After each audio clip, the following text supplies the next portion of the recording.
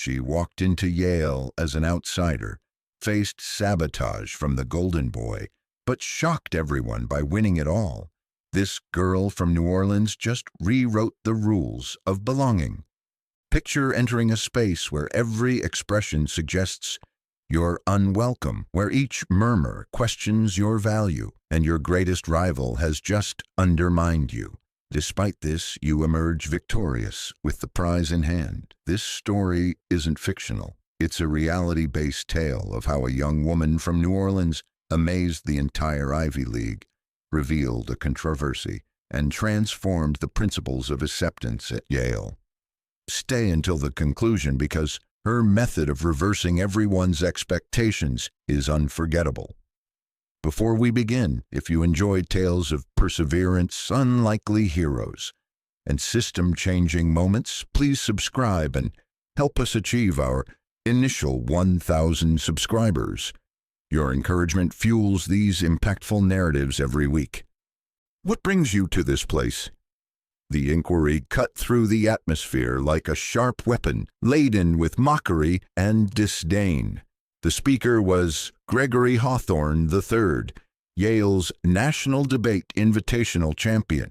Standing tall with perfect posture in his custom navy jacket, he embodied the quintessential Ivy League student. His condescending smile grew wider as he observed the young woman positioned uncomfortably near the lecture hall's rear. Picture this scenario. A national competition had assembled America's most brilliant young debaters at Yale University. Among the refined private academy students from Manhattan's Upper East Side, San Francisco's affluent suburbs, and Boston's preparatory institutions stood Maya Bellamy, 17 years old from New Orleans' 7th Ward. Her footwear showed wear, her jacket was pre-owned, and her dialect carried the slow, sweet Southern cadence that many present had already chosen to ridicule. She pressed her worn notebook against her chest, while whispers flew like projectiles throughout the room. Is her name on the roster? Did the admissions office err? I assumed this was by invitation only, not an open forum. Maya absorbed every comment, yet maintained her focus on the front platform where Professor Eleanor Grant, the event coordinator, arranged the speaking schedule. Professor Grant, famous for her harsh evaluations and notoriously difficult-to-impress attitude, examined the room with professional detachment. Her gaze momentarily shifted toward Maya, pausing sufficiently to acknowledge her presence and possibly her humble background. The opening day was designated for introductions and practice sessions. Students mingled, creating casual study partnerships. Names were shared. Academic achievements compared like scars from lengthy intellectual battles. Maya remained isolated by the window, running her fingers along her debate journal's weathered edges. Each page contained handwritten presentations, counter-argument strategies, and midnight notes her mother had helped compose after exhausting diner shifts. Her mother's words echoed in her thoughts. You don't need to dress better than them, sweetheart. Simply think more clearly. Suddenly, Gregory's voice resonated again. Professor, are we accepting community participants this year? His laughter triggered chuckles from his supporters. Maya breathed deeply, battling the heat rising in her neck. Before she could react, Professor Grant's voice interrupted the amusement. That's sufficient, Mr. Hawthorne. The room became quiet. Several heads turned, eyebrows lifting. Gregory performed an exaggerated bow, pretending to be scolded, but the harm was complete. Maya's face flushed, yet her posture remained erect. Later that afternoon in the primary lecture hall, Professor Grant started explaining the initial debate subject for the following day's elimination round. Resolved. The influence of socioeconomic status in university admissions should be reduced. The irony wasn't missed by Maya. Her pulse quickened as she frantically recorded notes. Every word, every point that occurred to her felt deeply personal because she wasn't merely debating a subject, she was defending her right to occupy that space. Following the session, students formed study circles, but nobody included Maya. She discovered an isolated corner in the library, opened her damaged laptop, and started researching Supreme Court decisions, socioeconomic data, and Yale's historical admission prejudices. She absorbed everything. Her phone vibrated with a message from her mother. "You can do this, Maya. Make them pay attention." Maya smiled slightly, closed the text, and returned to her work. Deep within, a quiet determination strengthened. The first elimination round's morning arrived cold and overcast. Yale's debate hall, with its towering Gothic archways and polished mahogany seating, resembled a courtroom more than a classroom. Maya positioned herself at the side entrance, observing as the audience took their seats. Students, professors, and several journalists covering the invitational. The atmosphere buzzed with anxious energy and barely concealed competition. Her name appeared at the bottom of the speaker list, a placement she recognized well, reserved for afterthoughts and those deemed unworthy of notice. She secured her ponytail, adjusted her thrift store blazer's collar, and entered. Gregory Hawthorne naturally held the first position. He commanded the stage as if he owned it, his voice powerful, his articulation perfect. He wove statistics with personal stories, emphasizing arguments with deliberate pauses that earned nods and gentle applause from the audience. When Gregory concluded, the judges recorded notes with barely hidden smiles. The subsequent speakers followed, polished, confident, speaking with the practiced tone of students who'd spent years on the national circuit. Maya listened attentively to each, mentally noting weaknesses, gaps, and flawed assumptions. However, with each passing speech, anxiety tightened in her stomach. Then her moment arrived. Her name echoed awkwardly through the hall. Next speaker, Maya Bellamy, representing New Orleans Southeast Regional. A moment of uncomfortable silence followed. Maya stood slowly. Each step toward the podium felt increasingly heavy. She passed rows of students whispering to each other. Some smiled with amusement. Others simply stared, waiting for her to fail. Professor Grant occupied the judges' table, her expression fixed and unreadable. Maya positioned her notebook on the podium, her fingers trembling slightly. She adjusted the microphone, cleared her throat, and began. Her opening statement was gentle but deliberate.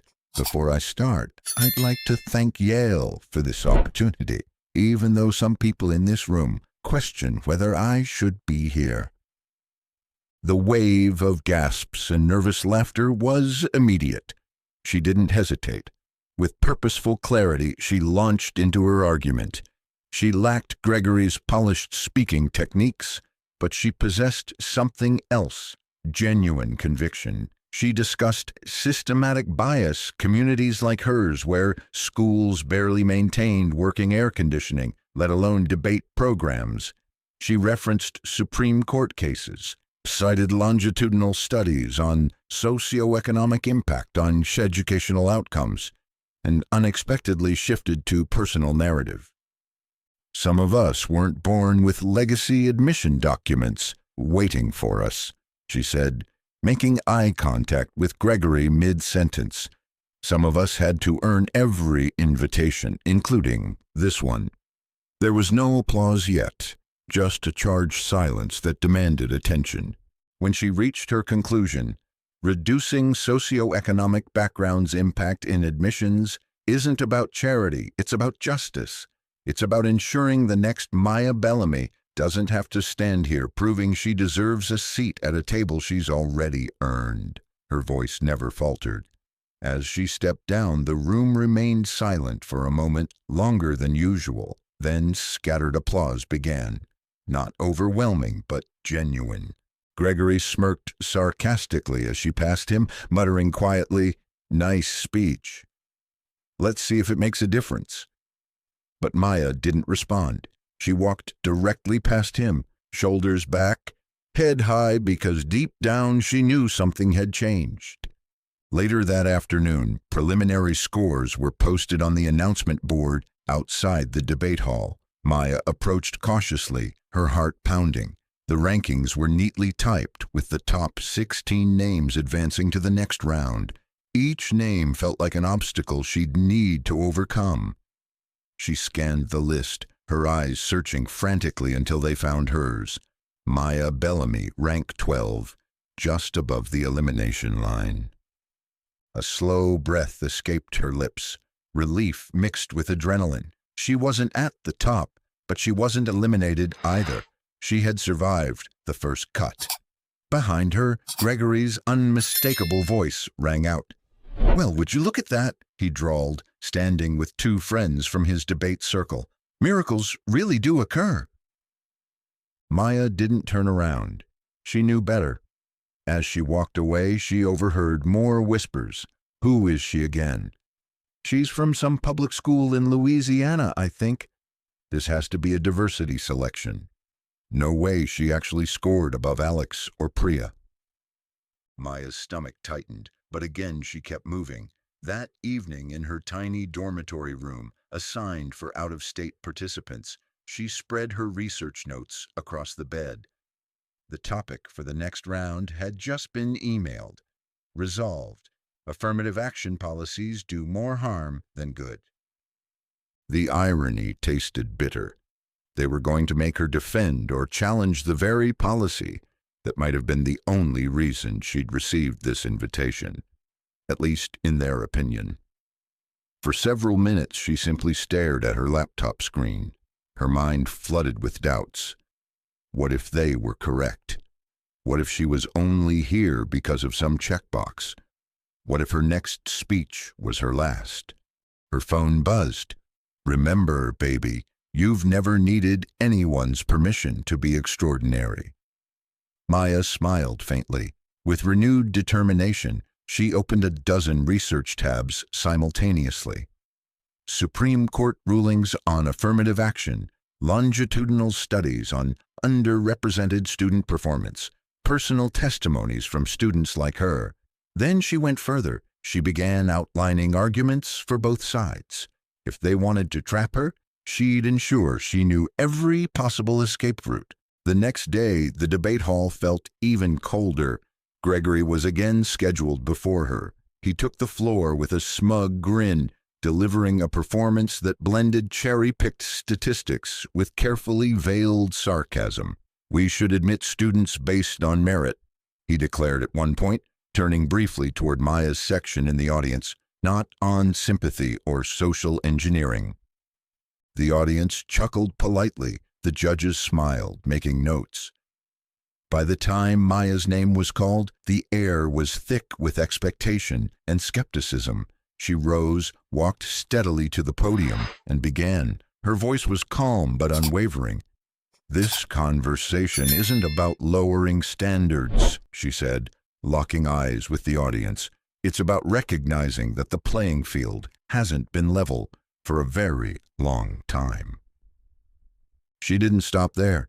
She cited historical data on legacy admissions, the percentage of Yale's student body from families in the top 1% income bracket, the invisible advantages built into the system long before students ever completed an application.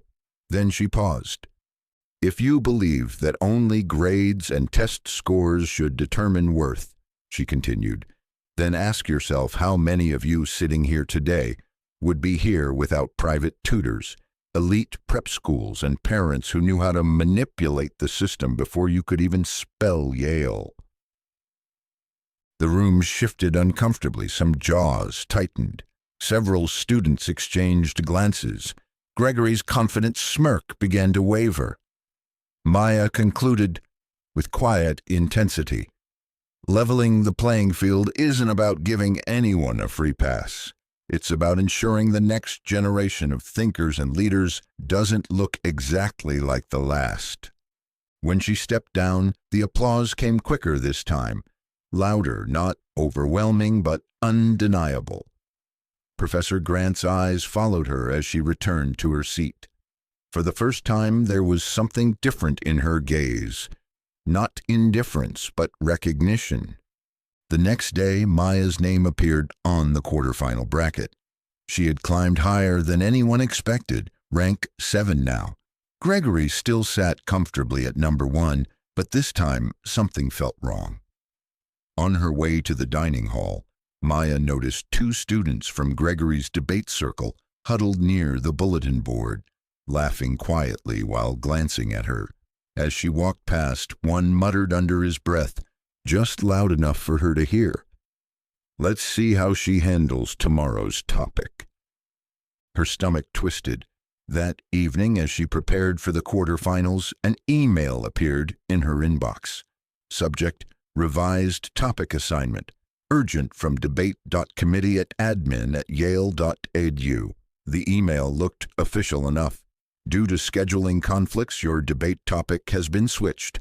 Please prepare to argue the following resolution tomorrow. Resolved.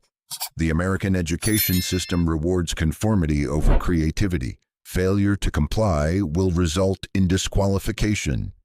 Panic surged. She scrolled back through the earlier official schedule. Nothing mentioned this change.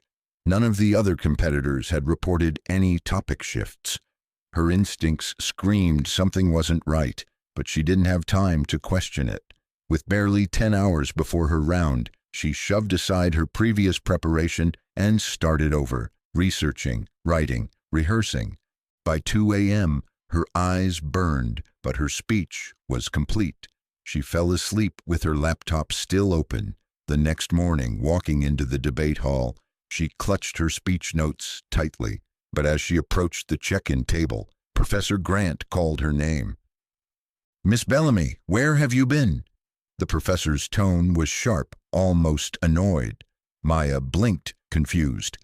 "I've been preparing for the topic change. The email said—" Grant's brows furrowed. "What email?" Maya opened her phone, showing the message.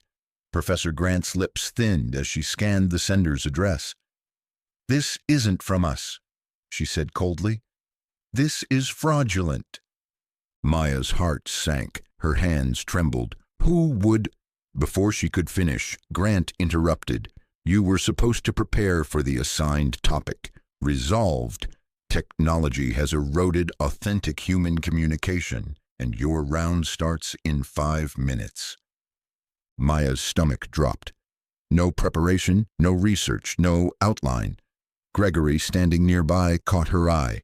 His smirk was unmistakable. He tilted his head slightly, mouthing silently across the room, "Oops." Maya's throat tightened. She had 2 choices, walk out or step up. Her mother's voice rose in her memory, steady and unyielding. "You didn't come this far to give up now." Maya stood tall. With trembling but determined hands, she grabbed a blank notepad and a pen, sprinted to an empty corner, and began scribbling ideas at lightning speed. Technology, communication, erosion of authenticity. Okay, she could work with that. When her name was called, she walked to the podium, heart pounding so loudly she could barely hear anything else. For a moment she closed her eyes and inhaled. Then she spoke. Her voice was shaky at first, but as she built momentum, clarity returned. She spoke from experience about how social media had twisted friendships back home, how screen addiction replaced real conversations at her school, how even here students were more interested in social media streaks than authentic dialogue.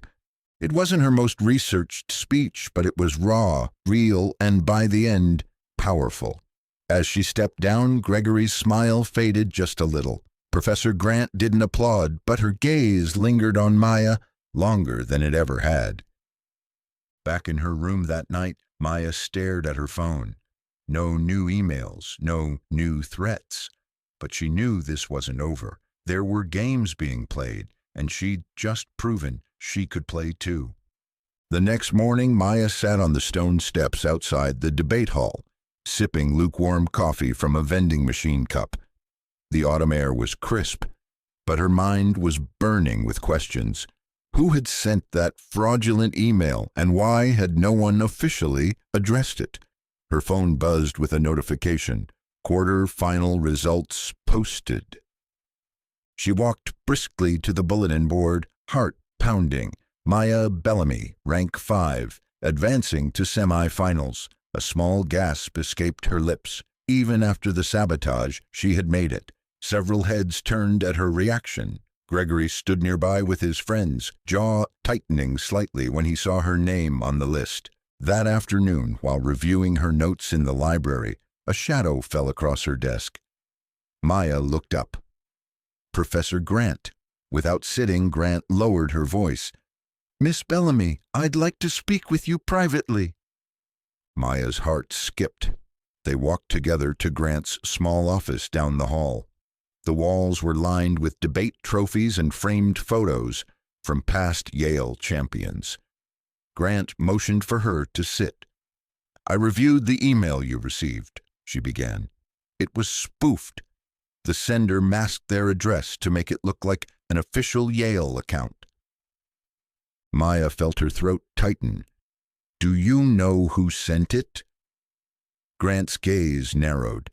"Not yet, but I've made the administration aware, and for now, keep your head down."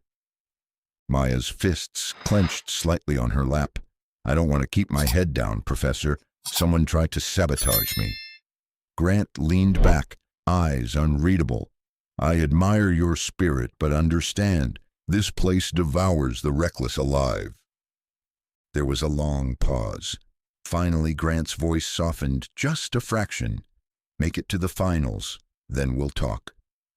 With that, the meeting ended. That night, Maya stayed up late in the dorm lounge, headphones on, blocking out the world. The semifinal topic had just been released. Resolved.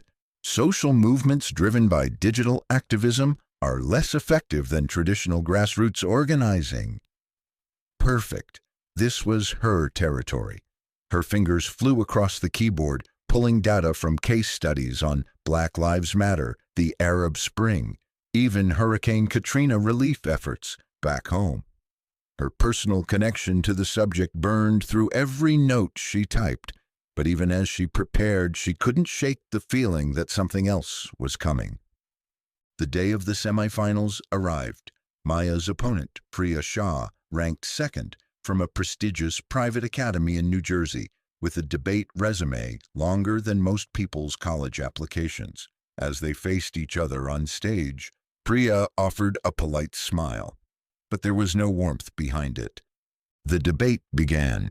Priya opened strong, calculated points, strategic takedowns, polished transitions. But when Maya took the microphone, she transformed the room.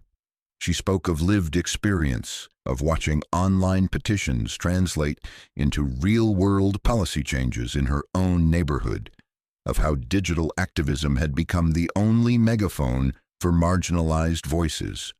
Her voice wavered only once when she mentioned the loss of her uncle during post-Katrina recovery efforts and how online fundraisers had been the only reason her family could rebuild.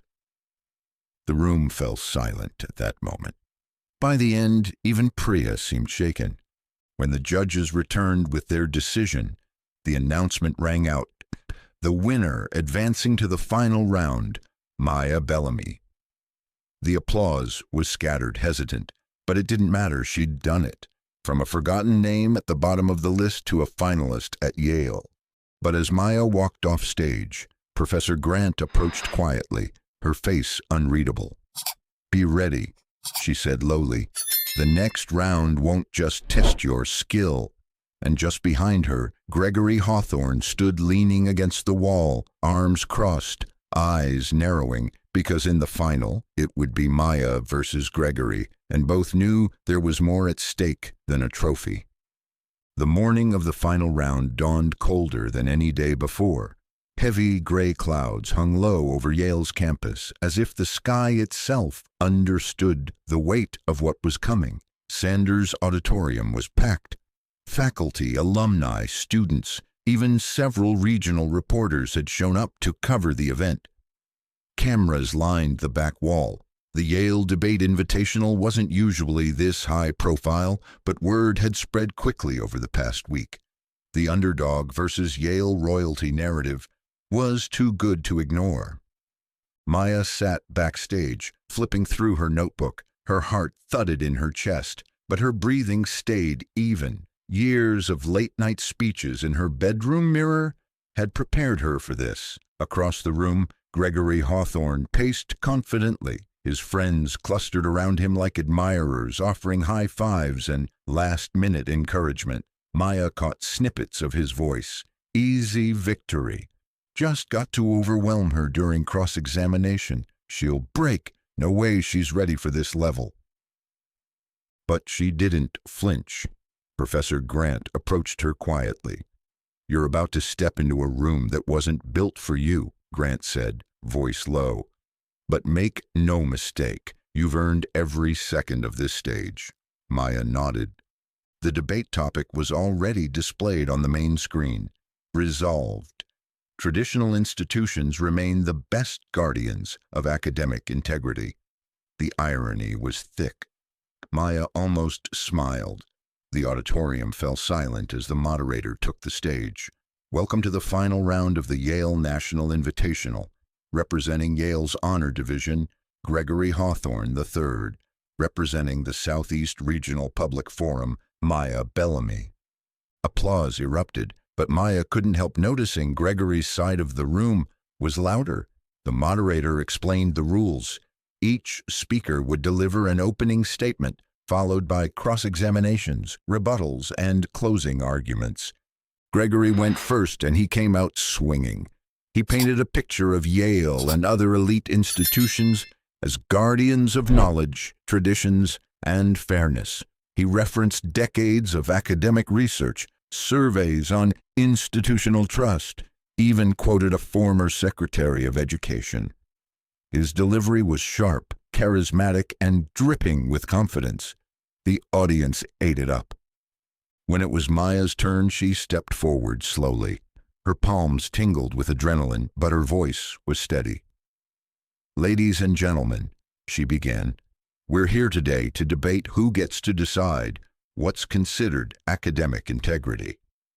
She paused, making eye contact with the judges, with the audience, with Gregory himself.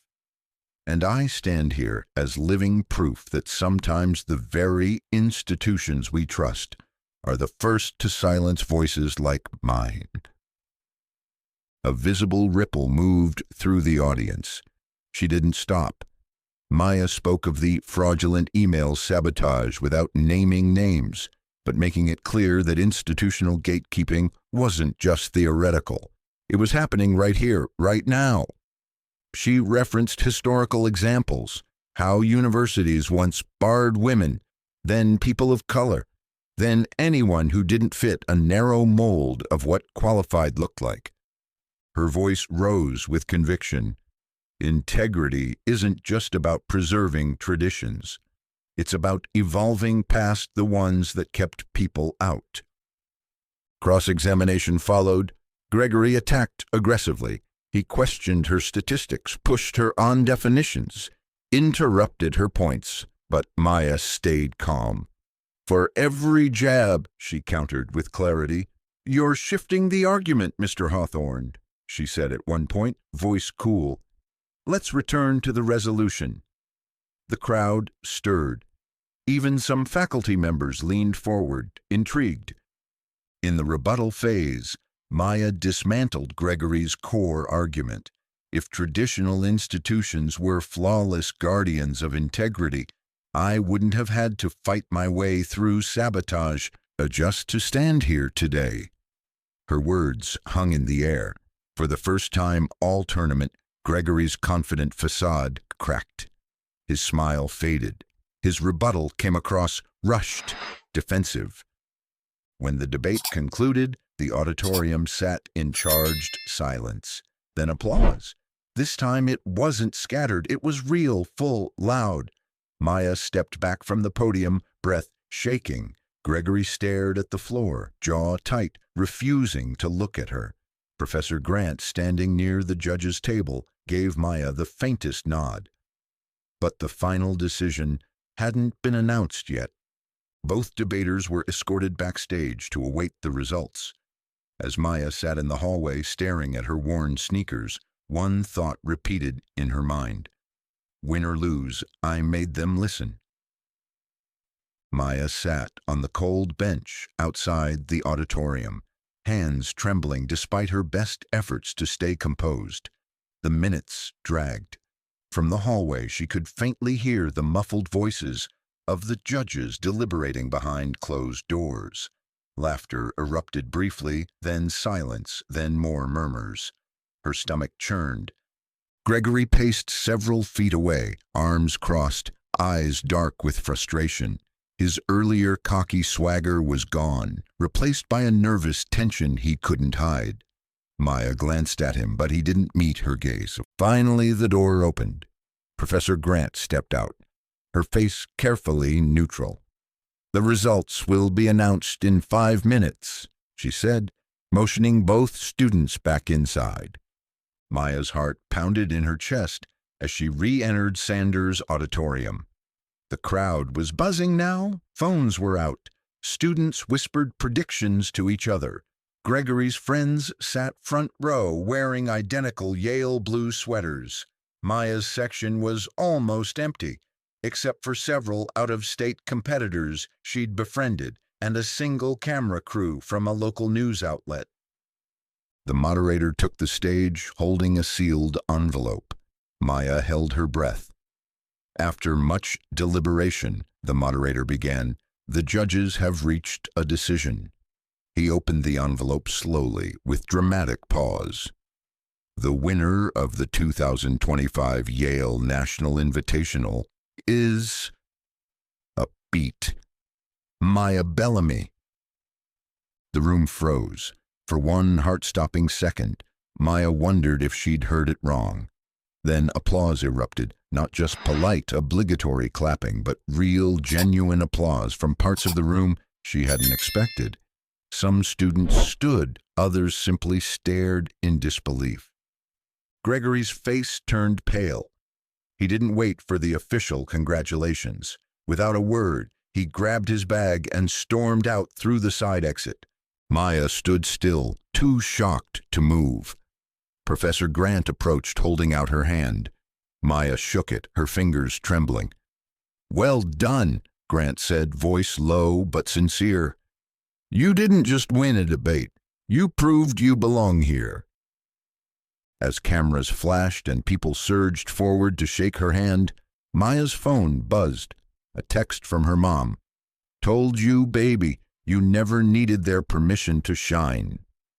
Maya blinked back sudden tears. She took a deep breath, lifted her chin, and smiled for the first time in days, wide, unguarded, and full of something that had been missing. Pride. Later that evening, Maya sat alone on the steps outside the hall, the crisp night air wrapping around her like a familiar friend. A shadow approached. Professor Grant. "I thought you'd like to know," Grant said quietly, sitting beside her. "The administration found out who sent that fraudulent email." Maya's breath caught. "Who?" Grant's lips curled into something between satisfaction and regret. "Gregory Hawthorne. The evidence was undeniable." Maya's stomach flipped. "Is he facing disciplinary review?" Grant finished. "Nothing public yet. Yale protects its own. But off the record, his chances at future national competitions are gone." Maya exhaled slowly. "I didn't want it to end like this," she whispered. Grant nodded. "I know, but you handled it with more grace than most adults I know." They sat there in silence for a moment longer, staring at the distant lights of the campus. The battle was over, but Maya knew her real journey was only just beginning, because for the first time, Yale would remember her name. And for the first time, the girl from New Orleans wasn't just fighting to be heard. She was here to stay. Weeks later, back in New Orleans, Maya sat on her front porch, sipping sweet tea as the sun set over the neighborhood.